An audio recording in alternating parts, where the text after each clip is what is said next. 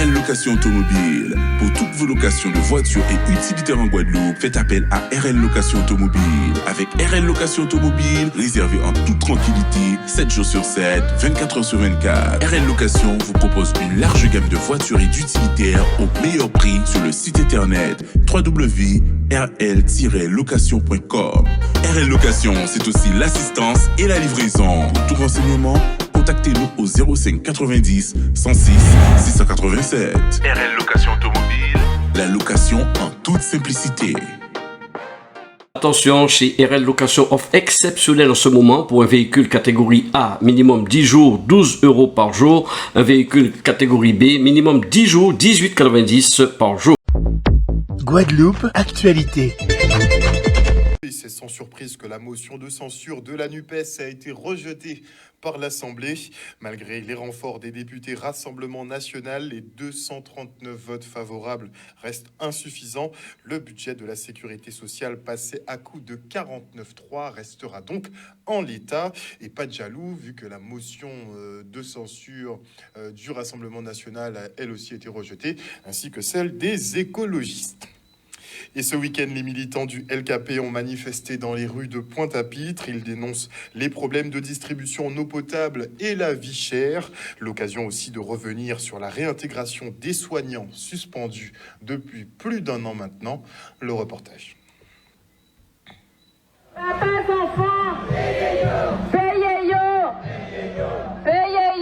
L'ensemble des organisations qui ont lutte appelée en mobilisation générale contre la vie chère, premièrement, par rapport aussi à l'État, les infirmiers, les libéraux et les soignants qui en lutte depuis plus d'1 an avaient réintégré. Nous, ce combat, nous aussi, c'est pour demander la réintégration immédiate à ce travail-là, parce que la situation aujourd'hui là, pas permettre non plus que nous maintiennent aussi en obligation vaccinale. Nous faisons appel à la population. Programme là, c'est déjà faire un défilé de contestations et de montrer l'ensemble de la population que ni moun doubou dans le pays là ça et qui a revendiqué droit à la vie, nous avons revendiqué droit à travailler aussi dans le pays en nous. Nous avons aussi dénoncé le coût de la vie qui est énorme aujourd'hui là et ça a accroché à aucun chien et c'est malheureusement ça c'est nous le coût de la vie qui est extrêmement haut. Nous ni aussi de l'eau qui pas couler en robinet nous correctement, il a coulé avec de l'eau qui ni bactéries qui est pratiquement empoisonnée. Ça nous avons dénoncé ça, on pays là tel là empoisonné, nous n'avons pas de problème dans le pays là et c'est pour ça nous syndicats nous peut pas arrêter cisé qu'à garder comme ça non. Nous avons fait appel à la population là parce que c'est le moyen que nous avons là d'expression que nous avons là parce que nous avons utilisé le dialogue avec les institutions mais il n'y a pas atteint pour langue. Nous avons dit que c'est seule la mobilisation, la lutte de masse qui fait changer en tout cas la direction qu'elle prend pour le peuple Guadeloupe et aussi travailler. Parce qu'elles sont destructions qu'elle a fait en l'air à l'immétier, en l'air à l'emploi, en l'air à la jeunesse, mais aussi en l'air population Guadeloupe. Et notez que le 21 octobre dernier, la Chambre disciplinaire d'Île-de-France de l'Ordre des médecins donnait raison au professeur Christian Péronne. Le Conseil national considérait que le docteur avait violé le code de santé publique pour s'être exprimé sur la gestion de crise Covid, d'avoir dénigré les politiques mises en œuvre et remis en cause l'attitude de ses confrères. Sans débat contradictoire, l'infectiologue a été mis au banc du secteur de la santé, puis copieusement insulté et discrédité. Selon la Chambre pourtant, le professeur Péronne, spécialiste internationalement reconnu comme expert dans le domaine de l'infectiologie, était le mieux à même de comprendre les enjeux de santé publique. S'il s'est exprimé, je cite, dans la presse sur l'action du gouvernement et sur l'industrie pharmaceutique, ainsi qu'il était légitime à le faire et en avait même l'obligation dans ce domaine qui relevait de sa compétence, il s'est borné à porter publiquement, mais sans invective, une voix discordante sur un sujet d'intérêt général. Il était également reproché au docteur de s'en être pris à Agnès Buzyn et Olivier Véran, un détail pour la Chambre qui considère que les critiques concernaient ces personnes uniquement au vu de leurs responsabilités. On rappelle que le professeur Christian Perron a été suspendu de ses fonctions en tant que chef des maladies infectieuses et tropicales à l'hôpital Raymond Poincaré sur décision de Martin Hirsch dès qu'il a commencé à parler effectivement sur la crise Covid et victime de la doxa. Pendant 2 ans, il est désormais blanchi par la chambre disciplinaire d'Île-de-France. Mais visiblement, l'ordre national, lui, reste mécontent et entend faire appel de cette décision. Les habitants de Papin aux Abîmes exigent la réfection de leur route, particulièrement endommagée, très fréquentée par les poids lourds. La chaussée est jonchée de trous, régulièrement bouchée pour permettre la circulation. Une solution de fortune dont les riverains ne veulent plus entendre parler. Ils ont effectué un blocage de la voie ce matin pour interpeller les pouvoirs publics. Le reportage. Nous avons quartier que yo ka exploité des carrières de tuf, ni camion qui a défoncé la rue là, et à aucun moment nous pas constaté qu'il y a ni pour une amélioration. Nous avons une liste de souscriptions où nous c'est un paquet de monde qui a pété des routes, qui a pété un bras à vitesse, qui a pété. Chaque monde a un carter d'huile qui a pété. Alors, nous constatons que nous entourés avec 3 adjoints au maire. Alors que Pognon Bogin vient s'y là et ni voit que nous avons détresse en secteur là. Et c'est pourquoi nous mobilisons pour permettre que au fur et à mesure, normalement, yo ka exploiter en carrière, yo doit être mis en état. Alors que nous avons constaté c'est l'anarchie, ces camions pas ni moyen impraticable bout là. À partir du moment pour nous ça suffit. Route là, ça fait depuis 65. Et yo pas j'ai fait d'autres bitins que boucher, et bitins. Il fait, au moment où il fait l'arrière ça, c'était des petits camions à 5 tonnes, 6 tonnes qui étaient circulés ici. Alors, nous avons des semi-remorques de combien de tonnage qui a passé, alors que nous avons des machines beaucoup plus performantes qui ont assis des remorques. Et qui là nous n'y pont nous écoulement de l'eau nous qu'a trouvé en bas au lieu de l'eau là passer en pont là pour ici où qu'il est de l'eau là qu'a passé en l'air la rue là et voilà nous qu'a dit arrêtez boucher nous qu'a mandé une route correcte parce que nous c'est des contribuables nous qu'a payé impôt et nous n'y droit en la rue contre tout le monde.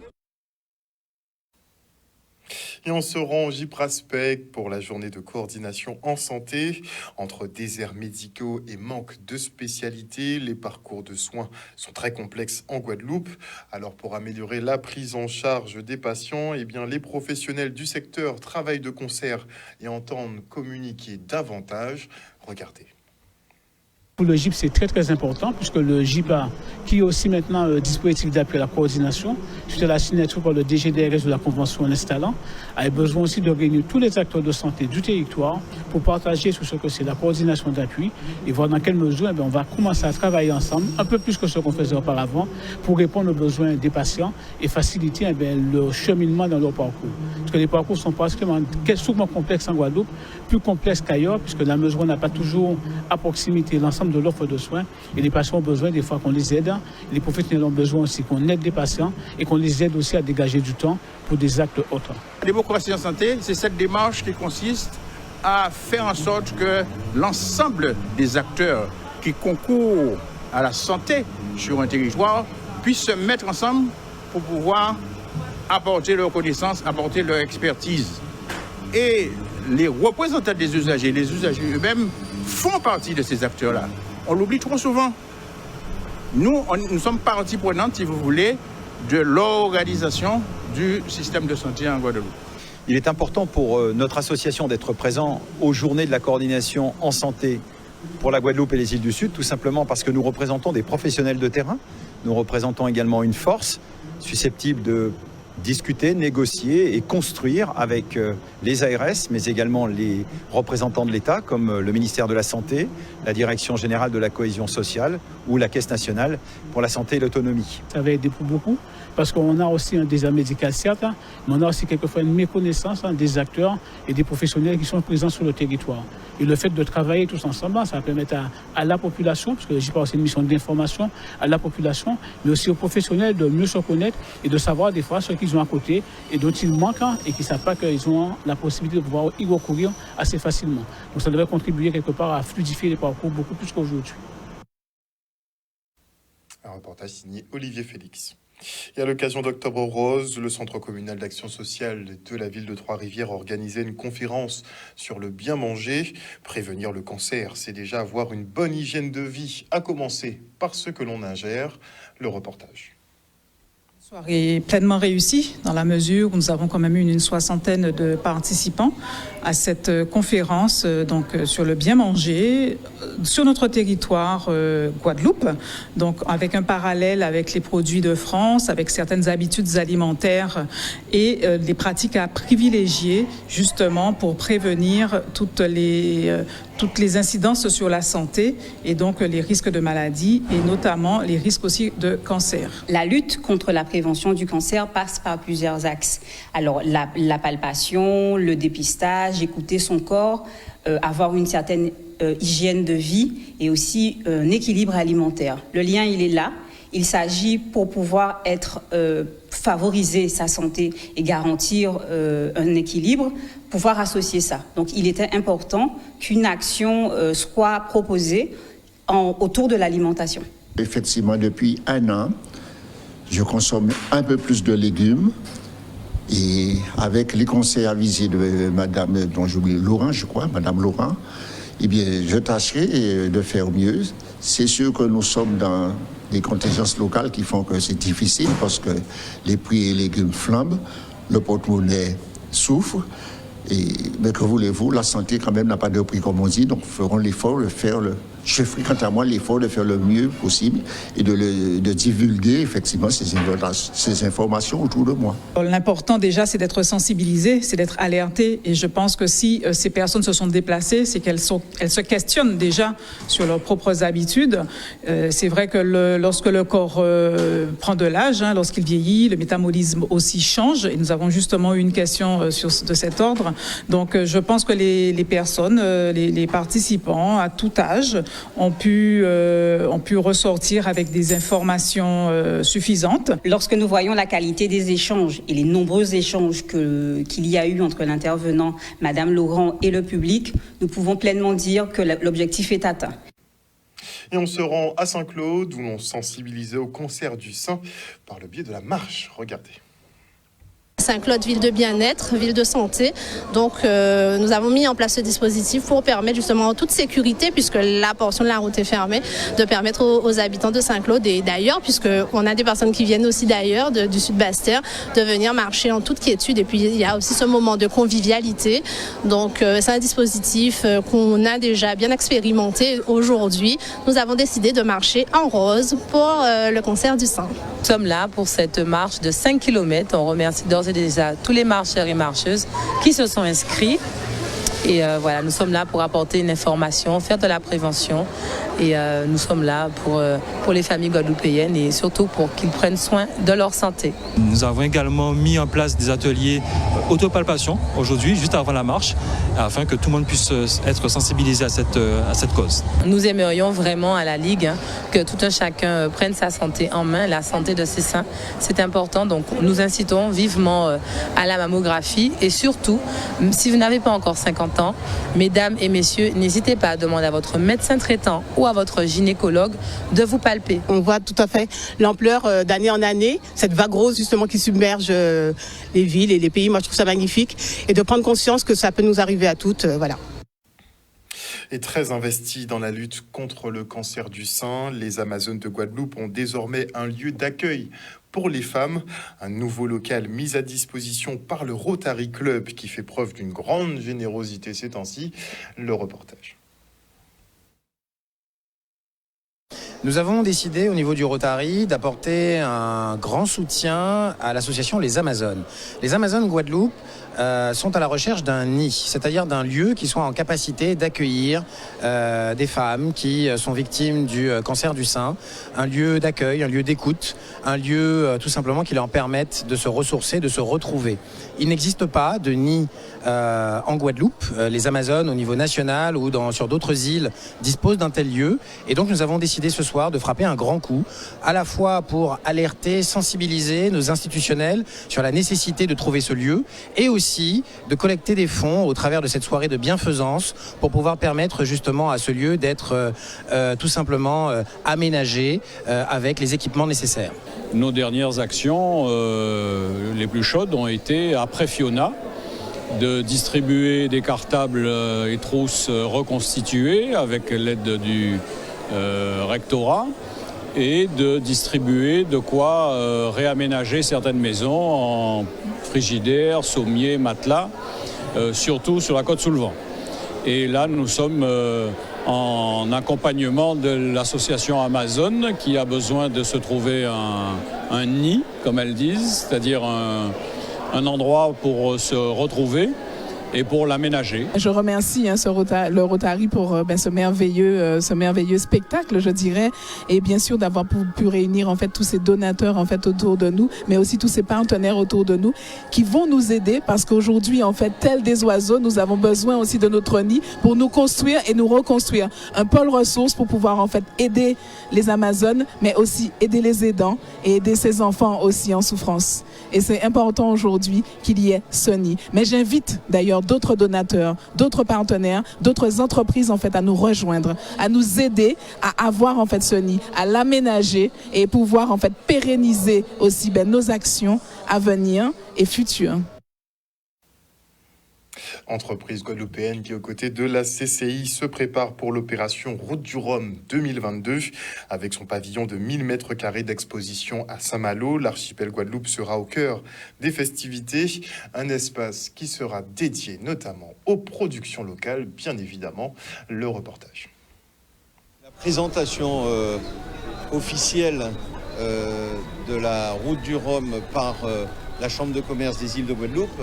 Nous avons en charge un pavillon qui fait 1000 m², mais nous avons aussi en charge pas mal d'animations au départ de la Route du Rhum, animations qui permettent aux entreprises guadeloupéennes de montrer leur savoir-faire. On a beaucoup de projecteurs et donc tout l'enjeu de ce départ de Route du Rhum, c'est de permettre aux entreprises de se faire connaître, de vendre plus et au final, c'est un moment privilégié pour les entrepreneurs de promotionner leurs produits. L'objectif pour cette année, déjà pour l'arrivée de la Route du Rhum, c'est de mettre en avant et de valoriser nos entreprises. C'est avant tout l'engagement de notre CCI. En partenariat avec la CCIG, nous avons monté une boutique depuis le 14 juillet, l'ouverture, et jusqu'au 13 novembre. Cette boutique a pour objectif de représenter les rhumiers de la Guadeloupe, de faire découvrir le savoir-faire en matière de rhum. Et nous avons également une partie épicerie fine avec les sauces, les confitures, le sucre et le café. La boutique est indispensable à Saint-Malo pour permettre aux gens de Saint-Malo de découvrir tout ce qu'on a comme potentiel. On a également dans cette boutique du personnel qui a un vrai savoir-faire, une vraie connaissance, et ce sont du personnel de Guadeloupe. C'est vraiment un moment incroyable pour la Guadeloupe et puis la destination Guadeloupe, le tourisme bien sûr. On va avoir pendant 6-7 jours la durée de la route du Rhum. On va avoir des télévisions de premier ordre, Antenne 2, TF1, BFM, LCI qui vont parler de la Route du Rhum. Et bien sûr, la Route du Rhum, destination Guadeloupe, il va avoir le moment festif qui est l'arrivée. Le départ, c'est un moment, mais l'arrivée, c'est le vainqueur. Et là, on a toutes les télés qui sont là, on a énormément de journalistes. Donc, on parle de la Guadeloupe. Et quand on parle de la Guadeloupe, ça donne envie d'y aller. Beaucoup de télé, donc Canal 10 Télévision, bien évidemment. On couvrira la Route du Rhum de bout en bout, que ce soit à Saint-Malo ou ici en Guadeloupe. Et on enchaîne avec la première rencontre du club des jeunes diplômés de la ville du Gosier. Une rencontre entre demandeurs d'emploi et cadres et dirigeants des collectivités pour du mentorat professionnel. Regardez. Ce partenariat consiste à vraiment mettre en place un accompagnement pour les jeunes diplômés, comme vous l'avez entendu bien. NQT, c'est vraiment nos quartiers ont des talents. C'est un dispositif qui est mis en place spécialement pour les jeunes de 18 à 30 ans, mais des jeunes diplômés, c'est-à-dire Bac+3. Donc là, nous avons effectivement mis en place d'autres actions en faveur des jeunes carrément en difficulté. Vous savez, des jeunes qui sont en décrochage scolaire, notamment la semaine dernière, quand nous avions eu l'action sur la mobilité, avec le partenariat de la DOM. Donc aujourd'hui, cette rencontre est entièrement dédiée à ces jeunes diplômés. Notre objectif, c'est de vraiment mettre en place des actions publiques qui concernent vraiment l'ensemble des jeunes du territoire. Nous souhaitons accompagner au mieux les jeunes de la communauté d'agglomération du Levant en leur proposant un dispositif d'accompagnement, donc du mentorat professionnel, en les mettant en relation avec des cadres et dirigeants d'entreprises. Donc voilà, c'est notre cœur de métier et nous leur proposons aussi tout un panel de services comme la formation en ligne, des ateliers ou des clubs de rencontres comme celui que nous allons leur proposer aujourd'hui même. C'est le maire président de la CARL qui a mis en place cette volonté politique, qui a cette volonté politique de pouvoir aider le territoire à se développer.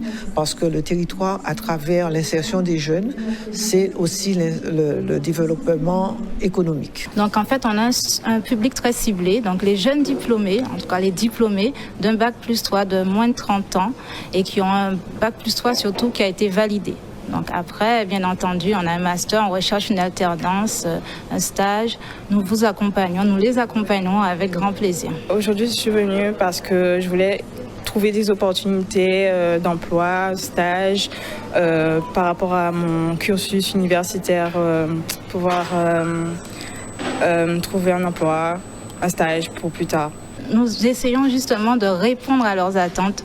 Nos attentes sont surtout de pouvoir répondre à celles-ci et de leur accompagner, de leur proposer plutôt un accompagnement de qualité grâce à nos mentors, donc qui sont des cadres et des dirigeants de collectivités comme la CARL et d'entreprises qui sont implantées chez nous. Il y a des aides, il y a Pôle emploi, mais il y a aussi la Riviera du Levant qui justement fait une réunion aujourd'hui.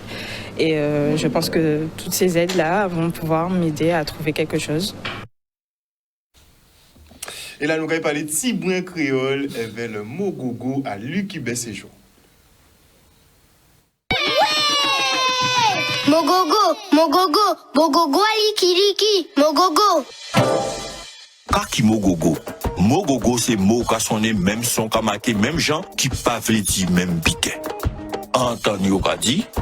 Moun mona lo katan, on l'eau attrape à crabe. Ah, dans phase là ça, premier temps là, c'est ton ou katan en oreilles. Entendre. Deuxième temps là, c'est quand il y a dit en français, tendre le piège. En créole Guadeloupe, patini pon lettre qui pas qu'à sonner bon son. Chaque lettre qu'à sonner en seul son, chaque son qu'a marqué même genre. Mogogo Liki, Mogogo.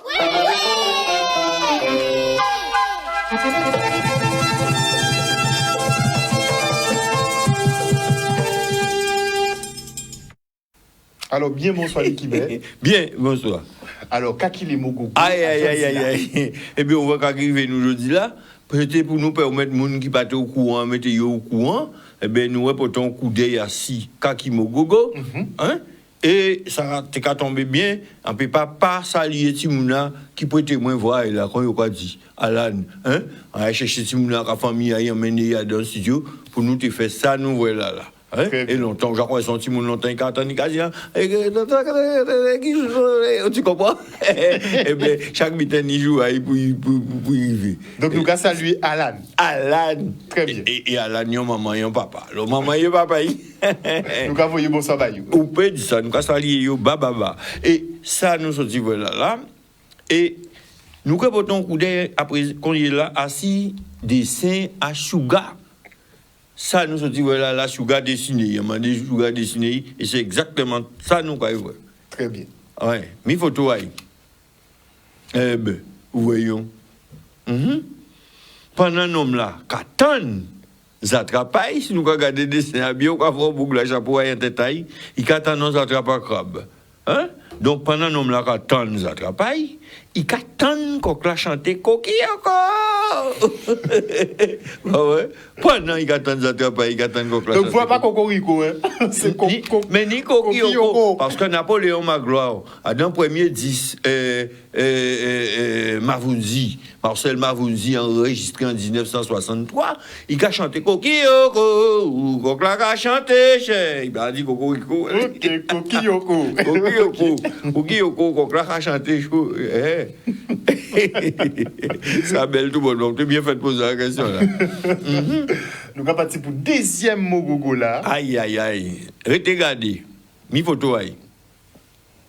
Eh ben, mi en doute. Alors. Là, c'est fait. Non, c'est sans souffrance. C'est sans souffrance. Mogogo là, à deux fois là, ça c'est fait. Fait. Eh ben, on y fait, le quoi fait la fête en grille, fête, faire, fête pour faire. Eh ben, fête à crabe, fête pour voyer crabi et pays Guadeloupe monter plus haut. Fête à crabe, fête pour voyer crabi et pays Guadeloupe monter plus haut. Nous t'en fête sont des fois, dans tous les dessins à fête là, mais tous les dessins là, pas ni même signification là. C'est ça qui Mogogo. Et en tout cas, toujours retourner viredi. Eh bien, dans le dictionnaire là, ça, c'est la Mogogo mettait à terre. C'est la Mogogo. Pas qu'à laguer même. Mais non, mais c'est Bible là. On ne peut pas marcher sans Bible là. C'est la Mogogo mettait à terre. Alors, au monde qui part au courant, qui veut mettre au courant, portez manœuvre pour mettre dictionnaire là en bas, c'est pour tous ces Mogogo là, il reste un mot là, rentrer en tête à Timouna. Ça, le monde qui a fait ça avant, là, vous croyez passer l'examen, on va mettre les livres là en bas, en bas de ta on croit donc bien, mais. Et là, là, t'es qu'à rentrer. Et là, rentrer. Mais ça va, mais du coup, on ne peut pas apprendre les leçons. Il me semble. Eh ben, c'était ça. Merci, on pilote. C'était Mogogo aujourd'hui là. Et nous allons retourner virer du monde Mogogo. Quand dit au bel oison, derrière Mogogo qui dit Mogogo, Mogogo derrière pour commander. Nous allons aller au rendez-vous. Vendredi, si peut à dire. Nouveau Mogogo. Pour nouveau Mogogo. Mon qui ban moins force là, pourtant. Mon n'a pas moi là. Ça belle. Mais c'est sûr pas te cabaret moi ça pas te belle. En cas dit merci tout le temps et restez branchés. Merci en pile, merci en pile. Donc nous allons retrouver vendredi pour des prochains Mogogo, pour d'autres Mogogo. Yes. Et là, nous sommes partis justement à cette première édition, à exposition, à photo, à toute époque, à Trois-Rivières. Nous sommes très heureux aujourd'hui, en ce 21 octobre 2022, oui, parce que quand nous sommes arrivés en 2020, nous allons dire que nous allons faire des quartiers nos priorités. Et les quartiers font partie de nos priorités et c'est la raison pour laquelle, après avoir lancé un certain nombre, il était important pour nous de donner la parole à ces personnes et donc de montrer de la manière dont les personnes qui ont pu œuvrer au sein de leur quartier sont des personnes qui ont une joie de vivre, une valeur travail, la valeur du courage. Et donc, il était important pour nous de les mettre en avant aujourd'hui et de présenter aux autres voilà, tout ce qu'elles ont pu représenter. Voilà. J'ai raconté beaucoup de choses. J'ai chanté et j'ai raconté des blagues. Pas des blagues, mais c'était des faits qui se passaient dans le temps avec ma grand-mère. Et je leur ai raconté une petite histoire. C'est super au temps de la diablesse. En fait, c'est d'abord une rencontre avec Madame Galas, qui s'occupe des quartiers de la ville. Je l'avais rencontrée dans le cadre de la création des comités de quartier. Et puis, en parlant un petit peu, en échangeant, j'ai assez rapidement parlé de ma première expérience de photographe à Paris avec mes anciens patients. Parce qu'il se trouve que j'avais aussi un autre métier qui était infirmière. Et à Paris, j'ai eu l'occasion de faire 10 portraits de mes anciens patients avec des interviews. Et à chacun, je leur demandais quel est votre plus beau souvenir. Et ça a été une merveilleuse expérience. Parce qu'en tant qu'infirmière libérale, je me rendais compte qu'ils avaient beaucoup de choses à raconter. Déjà, j'allais chez eux, dans leur intérieur, donc j'avais déjà plein d'indices sur leur vécu. Et c'était finalement beaucoup plus agréable pour eux de parler de leur passé que d'aller parler du pansement ou de l'injection. Vous savez que quand vous donnez la parole, quand vous libérez, quand vous allez à la recherche de ces personnes, vous découvrez des qualités cachées. Elles peuvent être des qualités au théâtre, des qualités qui s'expriment par le chant, qui s'expriment encore par d'autres éléments un petit peu artistiques. Mais nous voyons que c'était une génération qui était riche et qui a encore beaucoup à nous apprendre. Et cet après-midi, les personnes des quartiers sont venues. Nous leur disons merci, un grand bravo pour ce qu'elles ont pu nous apprendre. Et nous sommes déjà prêts pour la seconde édition. Café, canon, que divini, depuis les ans que vidant qui rivait, mené del 3000, micro on l'a d'ailleurs, obligé confiné, planète là en danger. Moun ka mort comme monstre qui a volé, moun ka mort comme monstre qui a volé, tout partout c'est un seul rouelélé, bon Dieu qui a passé, planète là en danger. Outremernews.fr, le site de l'actualité Outre-mer, 24 heures sur 24 et 7 jours sur 7. Retrouvez la chaîne Outremer News sur YouTube.